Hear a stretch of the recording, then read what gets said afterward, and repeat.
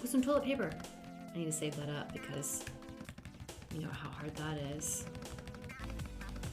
Right? Get the toilet paper, get the toilet paper, get the toilet paper. Oh no! Best way to pass time these days is to play the hidden games inside Canvas. Let me show you how you do it.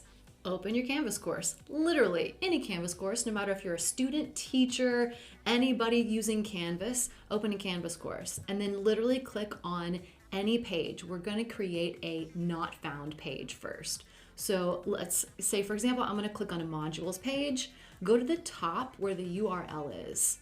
Click on it, unhighlight everything, and then type in some random numbers, hit enter. You're going to then get, whoops, looks like nothing is there. You're going to get the page not found. Hit your space bar and the game will start. Now this game is the one that pops up most of the time. Let me show you how to play. When you want to move left or right or up or down, you use the arrow keys. So I have a keyboard and I'm using mine on the arrow up and down on the side for the keyboard.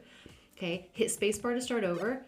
So left and right, up and down to move, and then spacebar to shoot the COVID. And then to get the toilet paper rolls, you just let it pass on top of your spaceship, shuttle, whatever you want to call it. The farther you get, the more missiles you get, or actually not even a missile, the more vaccines you get. And then you can literally just let the toilet paper roll fall on top of you and you will pick it up. Now, you can do this by hitting literally any of the tabs in your course. I have done this as a student and as a teacher, and it works both ways. So literally you can go to assignments, you can go to syllabus, you can go to grades, you can go to discussions. I've tried everything and every single thing has worked.